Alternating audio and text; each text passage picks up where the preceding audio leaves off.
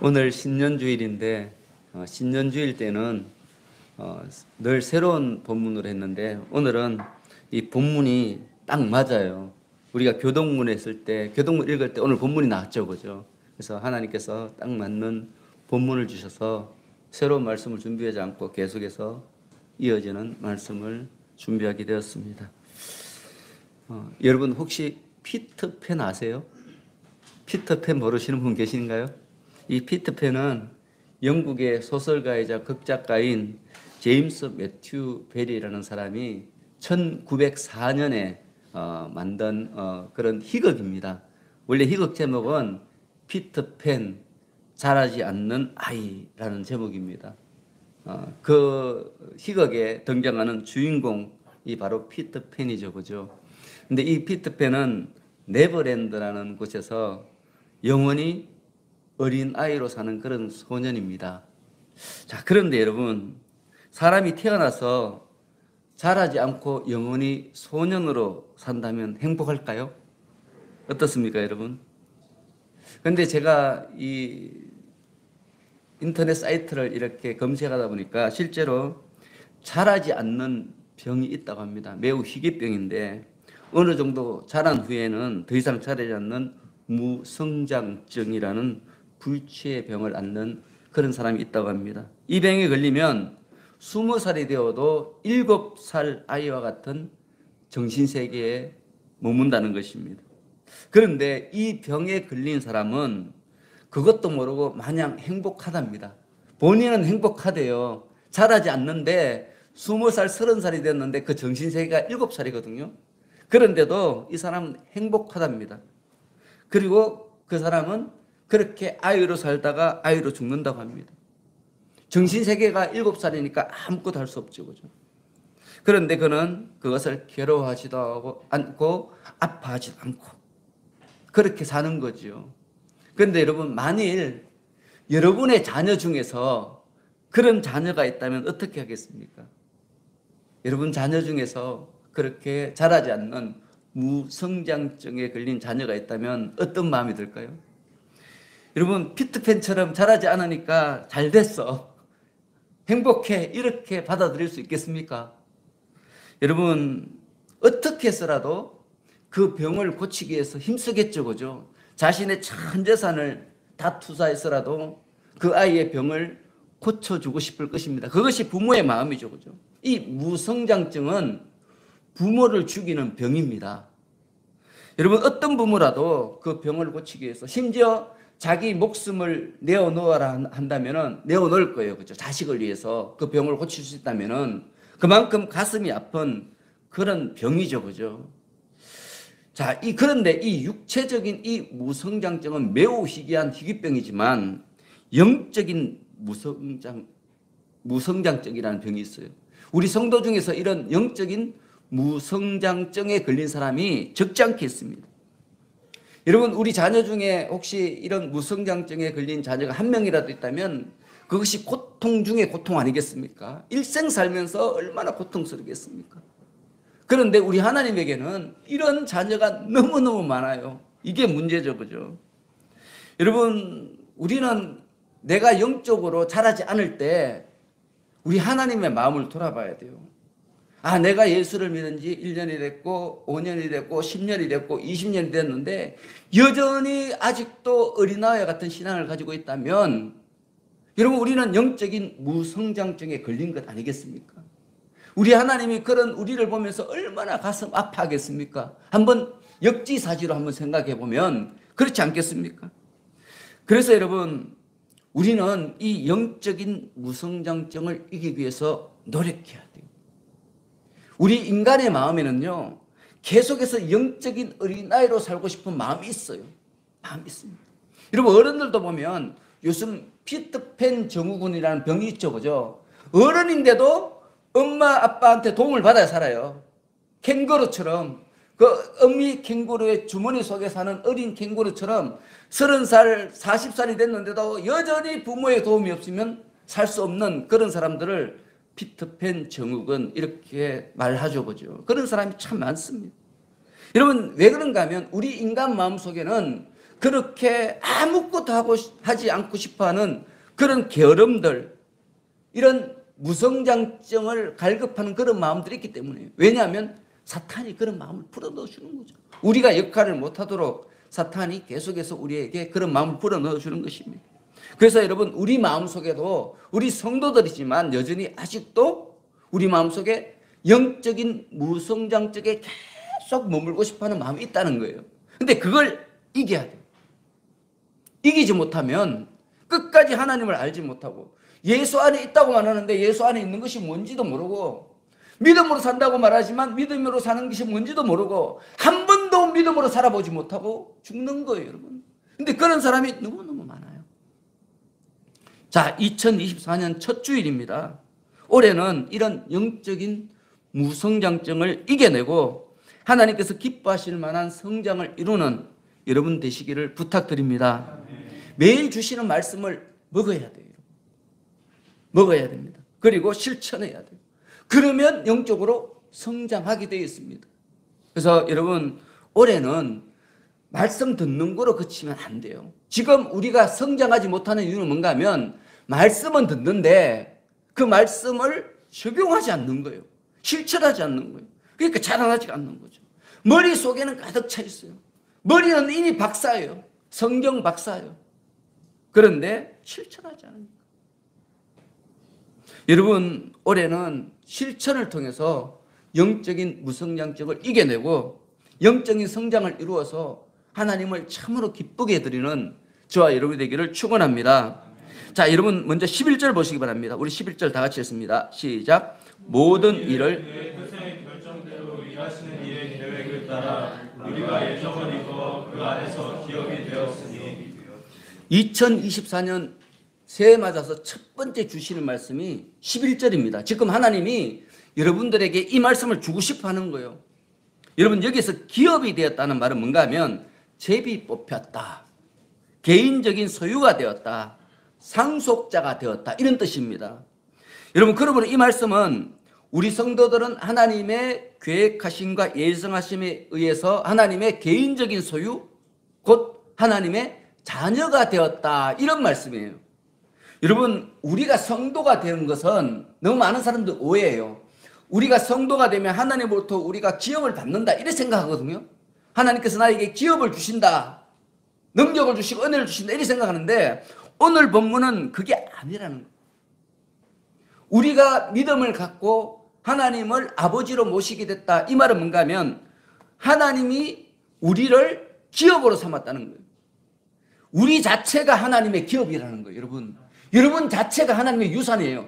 우리는 하나님의 유산을 받기에 아들이 됐는 게 아니고 우리는 하나님의 유산으로 기업으로 아들이 된 거예요. 딸이 된 거예요.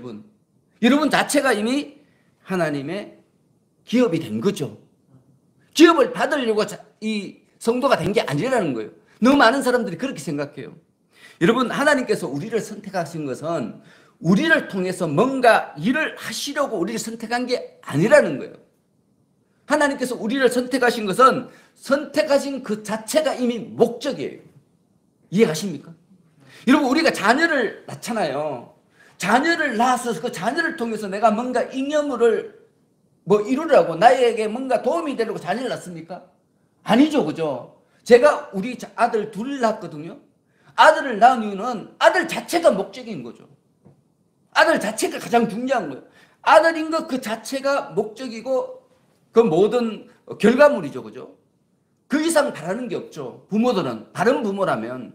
잘못된 부모들은 아들을 통해서 뭔가 자기의 이루지 못한 목적을 이루려고 하고 자기가 이루지 못한 꿈을 이루려고 하고 막 아이들을 그렇게 다 그치고 그러죠, 그죠? 그건 잘못된 거예요. 그건 부모가 뭔지 몰라서 그런 거예요. 여러분, 부모는 자녀를 낳았을 때 그 자녀는 그 자녀 자체가 곧 목적이 되는 거예요. 자녀 자체가 소중한 거예요.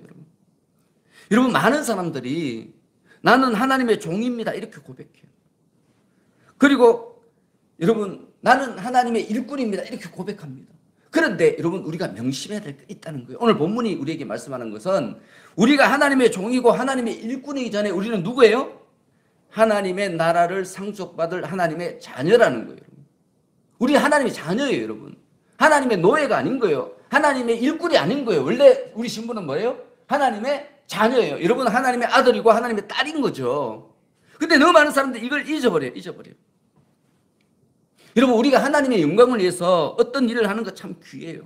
그런데 그것보다 더 귀한 것은 내가 하나님의 아들이고 딸이라는 것을 아는 거예요. 자각하는 거예요. 그리고 그에 합당한 처신을 하는 거지요.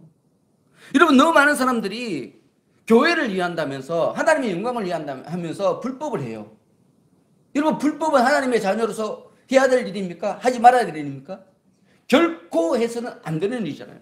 너무 많은 사람들이 하나님의 영광을 위한다면서 편법, 불법, 이상한 짓을 막 해요. 그리고 자기 마음속에 뿌듯한 만족감을 가져요. 정말 어리석은 행위입니다. 우리는 하나님의 자녀예요. 하나님의 자녀는 결코 불의와 동행할 수 없는 사람이죠. 왜냐하면 하나님은 의이시니까. 그래서 우리 하나님께서 온전하신 것처럼 너희도 온전하라 말씀하신 거예요.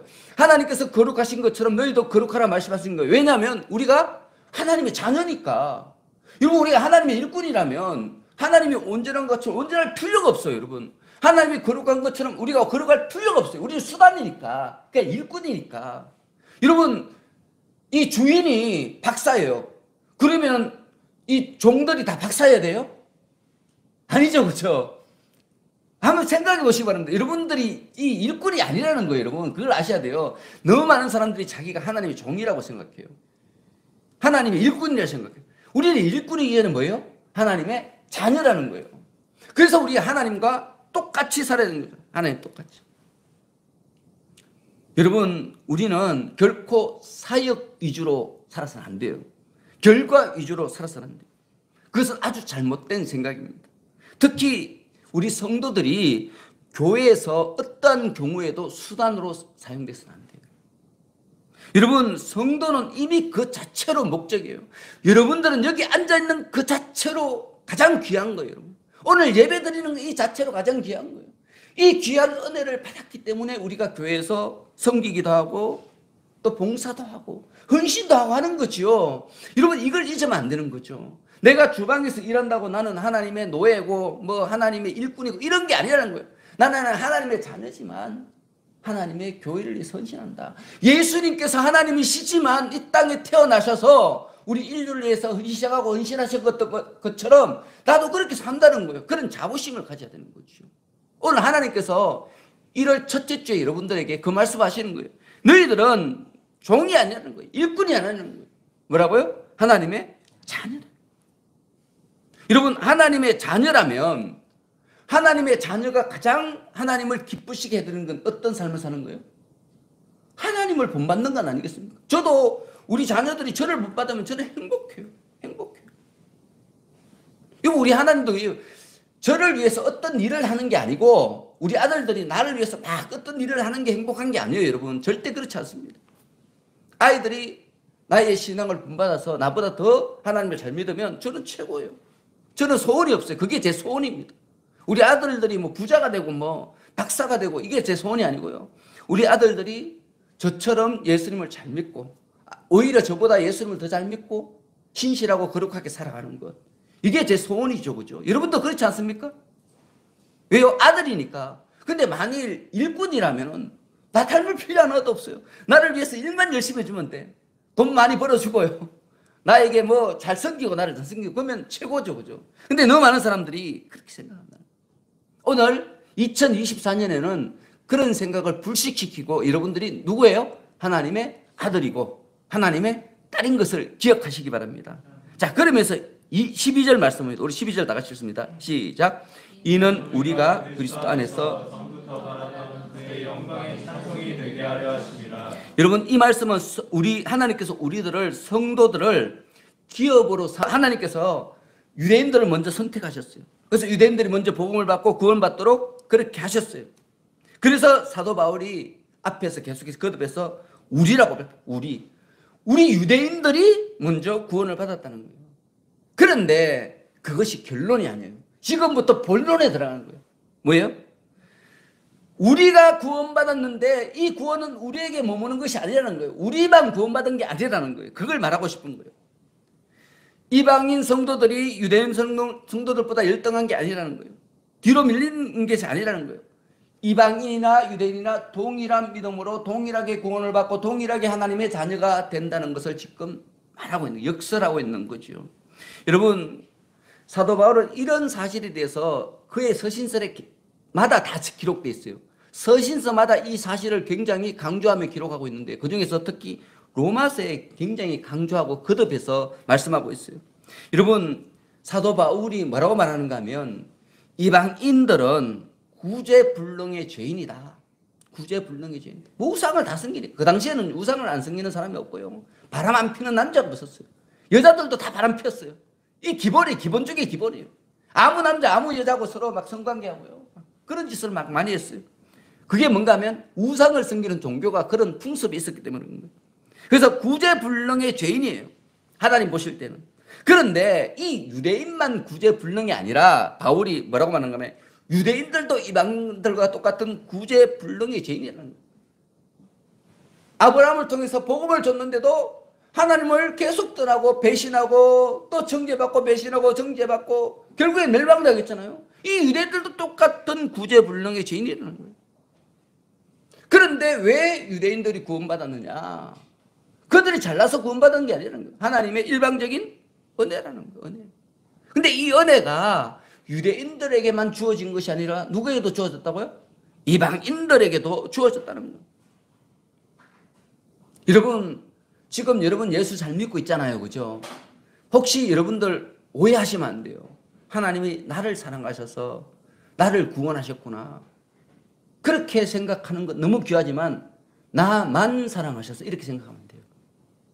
여러분, 하나님께서는 여러분들을 사랑하셔서 구원하셨지만 그러나 여러분 주위에 있는 아직 예수를 믿지 않는 사람들도 다 예수를 믿기를 원해요. 여기서 아직 예수를 믿지 않는 사람들이 누구예요? 너희예요. 너희. 여기서 말하는 너희가 그들이에요. 여러분, 지금 바울이 말하는 것은 자기가 이미 구원받았잖아요. 유대인들이 이미 구원받았잖아요. 그들이 구원받은 것은 너희를 구원하게 하기 위해서 하나님께서 먼저 선택한 거예요. 먼저 선택하는 거예요. 그런데 이 먼저 선택한 것이 우리가 잘나서 선택받은 게 아니라는 거예요. 하나님께서 일방적으로 우리를 사랑하셔서 우리를 선택하셨다. 여러분, 지금 여러분들이 여기 앉아 있는 것은 여러분이 뭔가 똑똑하고 잘나고 여러분들이 착해서 앉아 있는 게 아니라는 거예요. 하나님이 일방적으로 여러분들을 사랑하셔서 이곳으로 부르셨고 거기에 여러분들이 응답했을 뿐이라는 거예요. 응답했을 뿐. 여러분, 지금도 여러분 마음속에 나쁜 마음 많잖아요. 그죠? 그죠? 이기적인 마음도 있고 욕심도 있고 그렇지 않습니까? 여러분, 그런 거 다 따지면 여러분들 하나님 자녀가 될 자격이 없죠. 저도 마찬가지고. 하나님 자녀가 될 자격이 겨루기도 하고요. 하나님 말씀을 매일 읽으면 너무 복이 되는데 그 귀찮아서 안 읽잖아요. 안 읽잖아요. 그래서 여러분 하나님을 모르는 거예요. 여러분, 우리가 무성장증에 걸린 이유는 뭔가 하면 우리가 게을러서 무성장증에 걸린 거거든요. 하나님이 주신 말씀은 풍성한데요. 계속해서 하나님은 우리를 구원하시려고 계속해서 우리를 부르셔요. 은혜를 부어주셔요. 근데 우리가 자꾸 거절을 해요. 왜 거절합니까? 게을러서 그래요. 게을러서. 우리가 부모가 자녀들에게 그러잖아요. 아침에 야 일찍 일어나라. 야 하루에 몇 시간은 공부해야 된다. 몇 시간은 운동해야 된다. 맨날 얘기하잖아요. 근데 애들은 해요 안 해요? 안 하잖아요. 왜 안 해요? 게을러서 안 하는 거예요. 틈만 나면 뭐예요? 컴퓨터 앞에 가서 게임하잖아요. 그죠? 시간을 날려버리는 거예요. 허비하는 거예요. 이게 인간의 본성이에요. 죄에 빠진 인간의 본성이죠. 여러분, 원래 우리가 그런 존재라는 거예요. 여러분, 우리가 똑똑한 존재가 아니에요. 잘난 존재가 아니에요. 근데 하나님께서 우리를 선택하셨어요. 근데 이 선택이 어떻게 해서 이루어졌는가 하면 13절을 계속해 주시면 두 번째 나옵니다. 그 안에서 또한 믿어 약속의 성령으로 인치심을 받았으니. 여러분, 앞에서 바울은 구원의 계획과 섭리와 예정, 선택이 모두 하나님의 주도로 되었다 이렇게 말. 그리고 그 주도로 우리를 구원하시고 난 뒤에 이루어지는 그 모든 일들의 성사는 누구에게 의해서 이루어진다고요? 약속의 성령의 인치심을 통해 이루어진다는 거예요. 자, 우리가 예수를 믿어서 구원받았어요. 그 다음에 우리에게 필요한 게 뭐예요? 약속의 성령의 인치심이에요. 여러분, 이게 없으면 우리는 믿음을 계속해서 유지할 수 없어요. 이 땅은 악한 세상이다. 악한 세상. 여러분, 우리가 예수를 믿게 된 것은 하나님께서 하나님의 지혜와 총명을 우리에게 부어주셨기 때문이에요. 우리의 어떤 노력이나 우리의 뭐 어떤 힘이나 이런 것들이 전혀 개입되지 않습니다. 오직 하나님께서 우리에게 주신 거예요. 그런데 이 주신 것에 뒤에서 역사하신 힘은 누구라고 해요? 지금 성령님이라는 거예요. 하나님이 주셨지만 그 역사하는 힘은 누구의 힘이라고요? 성령님의 힘이라는 거예요. 성령의 역사가 없었으면 누구라도 복음을 받아들일 수 없다. 그걸 지금 말씀하고 있는 거죠. 여러분, 예를 들어서 대부분의 성도들은요, 모태신앙이라도 할지라도 처음 뭐 복음을 맞자마자 복음을 받아들인 사람은 거의 없어요. 거의 없어요. 여러분, 하나님 말씀을 들으면 당연히 바로 받아들여야 되잖아요. 근데 그런 사람이 없다는 거예요. 여러분, 어느 날 갑자기 복음이 탁 가슴에 박혀요. 어느 날 갑자기. 나는 죄인이라고 한 번도 생각해 본 적이 없는데 내가 갑자기 구제불능의 죄인인 것이 깨달아져요. 여러분, 그런 경험 있죠, 그죠? 있으시죠, 그죠? 없으신 분들은 오늘 말씀을 잘 들으시면 됩니다. 나는 소망이 없는 존재이고 나는 죽을 마땅한 죄인이라는 사실이 갑자기 떠올라요. 전에는 그런 생각 한 번도 해본 적이 없거든요. 그리고 그 사실이 막 나를 짓눌러요. 여러분, 내가 사회 도덕적으로 뭐 잘못을 한 게 아니에요, 여러분. 지금도 여전히 나는 착하게 살아요. 나는 목사의 딸로 자랐고 목사의 아들로 자랐고 집사님의 아들, 딸로 자랐기 때문에 다른 사람들보다 욕도 안 하고 다른 사람들보다 불법도 안 해요. 그런데 어느 날 갑자기 내가 엄청 큰 죄인처럼 느껴지는 거예요. 느껴져요. 나는 그렇게 느끼기 싫은데 갑자기 느껴져요. 그러면서 콧물이 나기 시작해요. 콧물. 여러분, 이게 회개죠. 성령께서 나를 인치시는 그 역사예요. 이런 일이 있고 난 이후로부터 내가 성령께서 인도하시는 대로 잘 순종해서 따라가면 영적으로 성장해 가요. 근데 이러한 일이 있음에도 불구하고 여전히 하나님의 말씀을 터부시하고 들은 척만 척하면요, 안 자라나요, 안 자라나요. 여러분, 우리가 성령님의 이 회개를 이끄시는 이 역사심에 대해서 어떤 사람은 빨리 받기도 하고요. 어떤 사람은 수십 년이 걸려서 받기도 해요. 목사 아들, 딸들이요, 한 30년 믿고 난데 예수를 만나는 경우도 적지 않습니다. 심지어는요, 목사 아들, 딸들이요, 하나님이 안 믿어져서 교회를 떠나요. 그런 사람들도 엄청 많습니다. 뭐 한두 명이 아니에요, 여러분. 한두 명. 여러분, 이런 모든 사실들을 보면 예수를 믿는 것은 우리의 노력으로 되는 게 아니에요. 여러분, 목사 아들, 장로 아들들이요, 얼마나 예수를 믿으려고 노력했겠습니까? 아버지가 목사가 아버지 장로인데 아버지가 맨날 소원이라 그러는데 내가 안 믿고 싶겠습니까? 노력하죠. 근데 안 믿어지는 거 어떡합니까? 안 믿어지는 거. 이 말은 뭡니까? 사람이 예수를 믿는 것은 노력으로 안 되는 거예요. 노력이 안 돼요. 성령께서 역사해 줘요. 눈을 뜨게 해주셔야 돼요. 여러분들 어떻습니까? 성령께서 역사하신 가운데 지금 살고 있습니까? 이 굉장히 중요한 거예요. 이게 안 되면요, 매일 넘어지고 매일 넘어지고. 여러분, 우리가 성장을 하려면 누군가에게 배워야 돼요. 누군가에게 도움을 받아야 돼요. 그런데 이 영적인 성장은요, 오직 우리를 도와주실 분은 한 분밖에 없어요. 그분이 누구예요? 성령님. 그런데 성령님과 교제를 끊고 살면요, 성장을 이룰 방법이 없어지는 거죠. 불가능하죠. 목사가 못 도와줍니다. 여러분, 제가 뭐 여러분들 영적 성장을 위해서 도와준다? 불가능해요. 제가 말하면 성령께서 역사하시는 거예요. 역사하시는 거예요. 여러분의 마음을 감동을 줘요. 근데 문제는 뭐예요? 이 감동을 내가 받아들이느냐 받아들이지 않는가는 여러분들에게 달려요. 안 받아들이면 끝까지 예수를 못 만나는 거예요. 믿음의 삶을 못 사는 거죠. 그런데 좀 약간 의심스러워. 내 생각하고 다르니까. 그래도 내가 한번 순정해 봐야지. 따라보면요, 그때 성령께서 강하게 역사하세요. 여러분, 2024년은 하나님의 자녀로서 성령님의 아름다운 인도하심과 교제하심에 동참하는 여러분 되시기를 바랍니다. 그렇게 하면 여러분이 성장합니다. 믿음이 안 자랄 수, 불가능해요. 안 자랄 수 없어요. 여러분, 사과나무 한 그릇 심어놓고 맨날 거름 주고 물 주고 또 벌레 잡아주면 나무가 자라기 싫어도 안 자랄 수가 없잖아요. 어떻게 안 자랍니까? 안 자라는 게 불가능하지. 맨날 거름 주고 물 주고 벌레 잡아주는데 햇빛도 짱짱 비춰주는데 여러분 그걸 알아야 돼요. 사과나무 엄청 좋은 종자를 심었어요. 거름도 안 주고 물도 안 줘요. 벌레도 안 잡아줘요. 얼마 있지 않아서 말라 죽고요. 산다 하더라도 열매 하나도 못 맺습니다. 하나도. 제가 이번에 말씀드렸지 않습니까? 우리 테라스에 사과나무 심고 뭐 있잖아요. 천도복숭나무도 있고. 근데 이번에 이 부스 맞는다고, 더러운 부스 맞는다고 제가 못 살펴봤거든요. 올해 열매 하나도 안 열렸어요. 진짜 하나도 안 열렸어요. 진짜. 작년에 엄청 많이 열렸는데, 작년에는 막 거름도 주고, 제가 벌레도 잡아주고, 손으로 일일이 다 잡아줬거든요. 그러니까 막 사과도 막 수백 개 열리고 막 이랬는데, 올해는 없어요. 작년에는.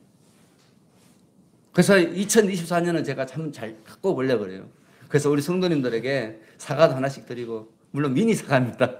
그리고 천도복숭아도 하나씩 요만하지만 한 개씩 안겨드리고 한번 해보려고 지금 결심하고 지금 준비하고 있습니다. 걸음도 좀 준비하고 있고. 여러분 노력해야 돼요. 노력해야 돼요. 가만히 있으면 되는 것. 기도하면 된다. 말씀 읽으면 된다. 거짓말입니다. 기도하고 말씀 읽고 뭐 해야 돼요? 실천해야 돼요. 안 하면 아무 소용이 없어요. 여러분 이어지는 14절 보시기 바랍니다. 마지막으로 14절 다 같이 읽습니다. 시작. 이는 우리 기업의 보증이 되사 그 얻으신 것을 총량하시고 그의 영광을 찬송하게 하려 하십니다. 여러분 여기에서 중요한 말씀은 성령의 인치심이란 말씀이거든요. 이 의미가 무엇인지 대해서 우리가 잘 알아야 돼요. 너무 많은 사람들이 이걸 오해를 해요. 여러분 성령의 인치심의 의미를 아는 사람들은 성령의 권능을 받는 것, 방언을 받는 것, 각종 은사로 풍성한 것, 이것을 말해요. 여러분 그렇지 않습니다.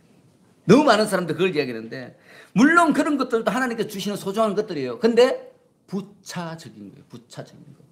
주 목적은 아니라는 거예요. 주 목적은 뭐예요? 주 목적 본문에 나와 있어요. 뭐예요? 성도의 구원에 대한 하나님의 보증이라는 거예요. 성도의 구원에 대한 하나님의 보증. 여러분 왜 성령 충만 은혜 역사 하나님께서 나에게 왜 기적을 주십니까? 세상 사람들에게 야 우인택 목사는 하나님이 선택하신 종이야 하는 것을 보여주시기 위해서 나에게 성령의 은사를 나타내게 하시는 거예요. 여러분 제가 기도할 때 병이 났잖아요. 그러면 뭐라고 말해요 여러분들이? 아 목사님은 하나님의 종이 맞네. 근데 제가 막 기도했는데 병도 안 나. 제가 뭐 기도했는데 아무것도 해결도 안 돼. 그럼 뭐라고 말해요? 아 우리 목사님 사이비인가 봐요. 이런 생각을 안 하겠습니까? 그래서 하나님께서 하나님을 열심히 믿는 사람들에게 기적을 허락하시는 거예요. 왜 기적을 허락하세요? 다른 사람들이 나를 인정하게 하는 거예요. 여러분 이게 착각하면 안 돼요. 여러분 성령의 역사는 나를 위해서 주시는 것은 거의 없어요. 물론 그런 경우도 있지만 극히 소수고요. 대다수의 성령의 역사는요. 다른 사람들로 하여금 내가 예수를 믿는 사람인 것을 믿게 하려고 하나님께서 주시는 거예요. 여러분 보십시오. 우리가 전도할 때 성령의 권능이 나타나요. 자, 우리 예수님이 이 땅에 오셔서 처음 복음을 전했을 때 기적 엄청 많이 일으켰죠. 그죠? 왜 기적을 일으켰어요? 사람들이 예수님을 하나님의 아들로 믿게 하려는 거예요. 아, 예수님을 위해서 기적을 일으킨 게 아니잖아요. 그죠? 누구를 위해서? 예수님을 예수님으로 하나님의 아들로 인정하지 않는 사람들이 예수님을 하나님의 아들로 인정하게 하려고 기적을 일으킨 거예요. 여러분 제자들이 기적을 많이 일으켰어요. 왜 일으켰어요? 믿지 않는 이방인들이 그 기적을 보면서 아 하나님이 살아계시구나. 아 저 바울이 전하는 하나님이 진짜 하나님이구나. 나도 바울이 믿는 하나님을 믿어야 되겠구나. 그런 마음을 갖게 하기 위해서 기적을 허락하신 거예요. 사도행전에 기적이 엄청 많이 나오죠. 그죠? 지금 이 시대도 마찬가지예요. 여러분 아직 복음이 완전하게 전달되지 않은 중국이나 이런 아프리카나 가면요 기적이 엄청 많이 일어나요. 아무나 막 기도하면 막 기적이 일어나요. 진짜 아무나 기도해도 이 기적이 일어나요. 왜요? 복음을 전하게 하시려고 하나님이 권능을 나타내시는 거예요. 여러분 너희가 성령을 받고 권능을 받으면 땅끝까지 이르는 내 증인이 되리라고 했잖아요. 하나님께서 우리에게 성령의 권능을 주시는 이유는 뭐예요? 땅끝까지 이르러 하나님의 증인이 되는 거예요. 예수 그리스도께서 살아계시고 우리를 구원하신 구세주라는 것을 증언하는 증인이 되게 하기 위해서. 여러분들이 기적을 일으키려면 뭘 해야 돼요? 그러니까 증인이 돼야 되는 거예요. 증인. 다시 말하면 여러분들이 복음을 전하면 성령의 권능이 나타나는 거예요. 근데 너무 많은 사람들이 복음을 전하지 않고 예수 믿는 사람들에게 막 안수해서 막 자꾸 병을 낫게 하는데 그것은 여러분 잘못된 행위예요. 물론 우리 교회 내에서 믿음이 없는 성도가 있어요. 예수를 믿기는 믿는데 거의 믿음이 제로 상태에 있어. 그런 사람들은 안수해서 병이 낫게 함으로써 그 사람이 예수를 더 잘 믿게 할 수는 있죠. 그죠? 근데 믿음이 좋은 우리 권사님, 장로님들 병 났는데 목사님들이 막 마귀야 물러갈지어다 막 이렇게 막 병 낫기를 기도하는 것은 한편으로는 좀 안타까운 성령의 은사에 대한 오해에서 비롯된 거예요. 오해에서 비롯된 거예요. 여러분 그분은 이미 그 믿음으로 천국 갈 준비가 다 된 사람 아닙니까? 그러면은 하나님이 주신 그 어려운 문제들, 질병들, 지금 근심거리들은 하나님과 자기의 관계에 대해서 뭔가 문제가 있기 때문에 하나님 주신 거예요. 그 관계 회복을 하라는 신호거든요. 근데 그 관계에 대해서 힘도 쓰지 않고 목사가 자꾸 안수 머리 위에 손 얹어 기도하면요, 하나님 주신 그 문제의식에 대해서 아무 결론이 일어나지 않는 거죠. 일어나지 않는 거죠. 그런데 여러분 너무 많은 사람들이 자기가 예수를 잘 믿는다는 것을 드러내기 위해서 우리 교회를 부흥시키기 위해서 막 성령의 권능을 요구해요.